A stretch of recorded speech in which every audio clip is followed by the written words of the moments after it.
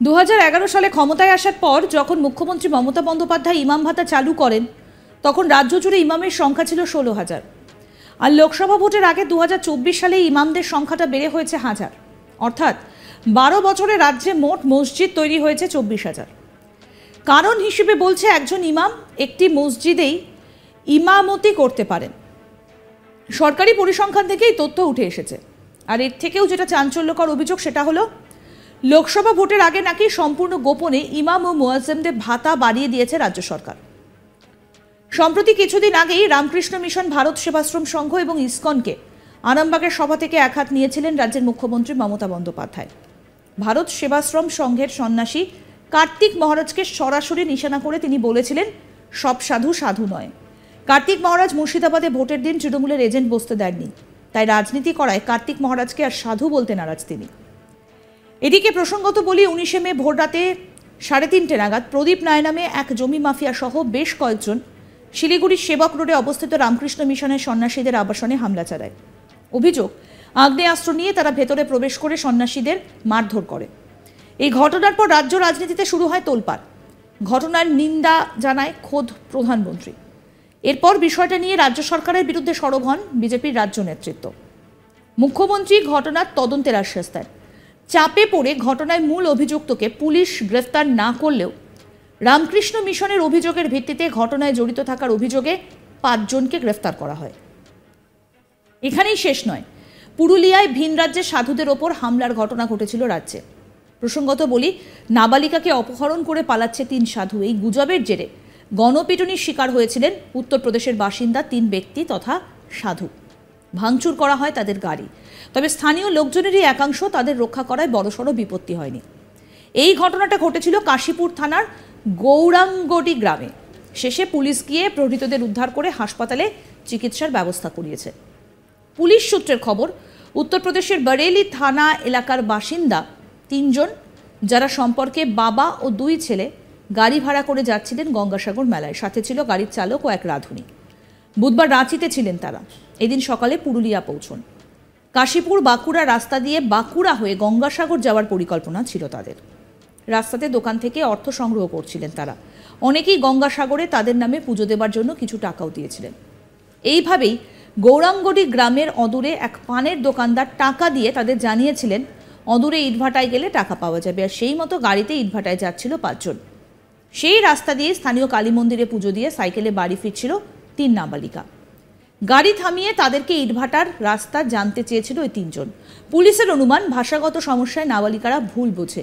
ভয় পেয়ে সাইকেলে করে তারা চলে যায় ইটভাটায়। স্বভাবতই সেখানে পৌঁছয় ওই সাধুরা। কিন্তু সেখানে ভাটার মালিককে না পেয়ে তারা ফিরে যাচ্ছিল। এদিকে ততক্ষণে গুজব ছড়িয়েছে 3 নাবালিকাকে অপহরণ করে পালাচ্ছে 3 সাধু। রাস্তাতেই স্থানীয় লোকজন গাড়ি আটকে তাদের নিয়ে আসে গৌরাঙ্গডি গ্রামের মাঝে কালী মন্দিরে। আটকে রেখে শুরু হয় মারধর। বিজেপি নেতা জগন্নাথ চট্টোপাধ্যায় বলেন, তৃণমূল সরকারের 12 বছরের শাসনে রাজ্যে মসজিদের সংখ্যা বেড়েছে প্রায় 2.5 গুণ। একই সঙ্গে করদাতাদের টাকায় কেন ইমাম মুয়াজ্জিমদের ভাতা দেওয়া হচ্ছে সেই প্রশ্ন তুলেছেন তিনি। এমনকি এই ভাতা দিয়ে কি লাভ হচ্ছে সমীক্ষা করে দেখার দাবিও তিনি জানান। শোনাবো কি বলছেন বিজেপি নেতা জগন্নাথ চট্টোপাধ্যায়।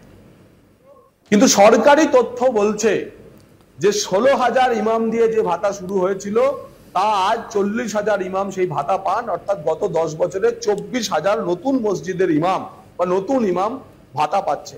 আমাদের প্রশ্ন, যে রাজ্যে রামনবমীর শোভাযাত্রার জন্য মিছিলে আদালতের অনুমতি নিয়ে তবে পুলিশের পারমিশন পাওয়া যায়, যে রাজ্যে নতুন করে দুর্গাপুজো করার কোনো অনুমতি দেওয়া হয় না, আদালতের দ্বারস্থ হয়ে দুর্গাপূজার অনুমতি নিতে হয়, সেখানে এত মসজিদ যে তৈরি হয়েছে যা ইমাম ভাতার মাধ্যমে সরকারের কাছে স্পষ্ট। সরকারের চেকস অ্যান্ড ব্যালেন্সের এই নীতি কি? এই মসজিদগুলি কি সীমান্ত এলাকায় তৈরি হচ্ছে? এই মসজিদগুলির কারা? দেওবন্দি, আহমেদিয়া, এর মধ্যে আরব সংস্কৃতি ঢুকছে কিনা? তার কারণ আমরা বারবার যা বলছি যে পশ্চিমবঙ্গের সংস্কৃতিকে, পশ্চিম বাংলাদেশের সংস্কৃতিতে রূপায়িত করার জন্য এই সরকার প্রচেষ্টা চালাচ্ছে। তাই একদিকে যেমন রামনবমী বা দুর্গাপূজার জন্য নতুন অনুমতি পাওয়া যায় না, কিন্তু নির্বিচারে নতুন মসজিদ, এবং সরকারি তথ্যই বলছে যে 16,000 ইমাম প্রথম যখন এই ভাতা দেওয়া শুরু হয় 16,000 ইমাম এই ভাতা পেতেন, আজকে 40,000 ইমাম এই ভাতা পান। যদি ইমামরাই ভাতা পান, যদি আমাদের করদাতাদের টাকায় ইমামদের ভাতা দেওয়া হয়, তাহলে মঠ মন্দিরের পূজারী, পুরোহিত এবং সমস্ত সমাজের যারা আমাদের সন্ত আছেন তারাও কেন সমপরিমাণ ভাতা পাবেন না? আপনি হিন্দু সন্ন্যাসীদের গালি দেবেন আর ইমামদের ভোটের আগে ভাতা বাড়াবেন। আপনার এই দুমুখ নীতি পশ্চিমবঙ্গের বাঙালি, চেতনা সম্পন্ন বাঙালি, সংস্কৃতি সম্পন্ন বাঙালি মানবে না। এবং কেন মঠ মন্দিরের সমস্ত পূজারী তারা কেন সমপরিমাণ ভাতা পাবেন না? যদি আমাদের করদাতাদের টাকায়, আমাদের টাকায় আপনি ইমামদের মুয়াজ্জিনদের ভাতা দেন, তাহলে মঠ মন্দিরের পূজারী হিন্দু সন্ন্যাসীদেরও আপনাকে ভাতা দিতে হবে। দ্বিতীয়ত, আপনি এই 40,000 ইমাম, 40,000 মসজিদের ঠিকানা এবং 27,000 মুয়াজ্জিনের বিস্তারিত তালিকা প্রকাশ করুন। কারণ আমাদের মনে হচ্ছে যে সত্যি এত ইমাম রয়েছে তো, নাকি না এটাও ওই ইমাম সাজিয়ে সরকারি টাকা লুট করার একটি নতুন সিন্ডিকেট বা নতুন কাটপানি খাওয়ার একটি প্রাতিষ্ঠানিক রূপ এখানে দেওয়া হয়েছে। অর্থাৎ যিনি টাকা পাচ্ছেন 3,000 টাকা, তার সঙ্গে হয়তো ইমামতির কোনো সম্পর্কই নেই, তিনি কোনো মসজিদের ইমামই না, কিন্তু মিথ্যে তথ্য সরকারের ঘরে দিয়ে বছরের পর বছর, মাসের পর মাস তারা টাকা তুলে নিয়ে যাচ্ছে। তাই এ নিয়ে এই 40,000 মসজিদের ঠিকানা, তার বিস্তারিত সহ ইমামদের নাম ঠিকানা এবং মুয়াজ্জিনদের নাম ঠিকানা আপনি প্রকাশ করুন। একই সঙ্গে নির্বাচন কমিশনের কাছে আমরা এ নিয়ে অভিযোগও জানিয়েছি, তাদেরও দৃষ্টি আকর্ষণ করে আমরা বলছি যে কেন নির্বাচন কমিশন, যেহেতু এর কোনো বাজেটে ঘোষণা ছিল না, চুপি সারে এমন ভাবে টাকা বাড়িয়ে দেওয়া হয়েছে। এবং এই যে গ্র্যান্টি নেট, হঠাৎ করে ফিনান্স দপ্তর থেকে বলা হয়েছে ওয়াকফ বোর্ডকে বাড়িয়ে দেওয়ার জন্য, তারও যে নির্দিষ্ট কোনো অর্ডার, সেই অর্ডার সরকার প্রকাশ করুক যে এই নির্দেশনামা, আদেশনামা ভিত্তিতে বাজেটে বলা না থাকা সত্ত্বেও আমরা financial allotment to the Waqf board বাড়িয়ে দিলাম।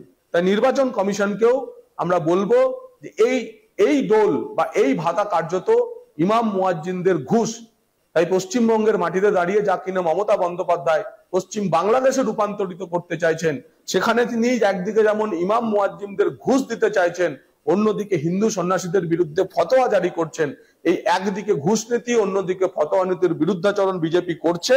এবং আমরা এই যে কয়েকটি প্রশ্ন রাজ্য সরকার তথা মুখ্যমন্ত্রীর কাছে রাখলাম, আশা করব তার দল, তার সরকার এর যথাযথ জবাব দিয়ে বলবে যে কি করে রাতারাতি পশ্চিমবঙ্গের 16,000 ইমাম 40,000 ইমামে পরিণত হলো, কি করে পশ্চিমবঙ্গে এত মসজিদ তৈরি হলো, কিভাবে চুপি সারে ভোট ঘোষণার ঠিক 1 মাসের মধ্যে।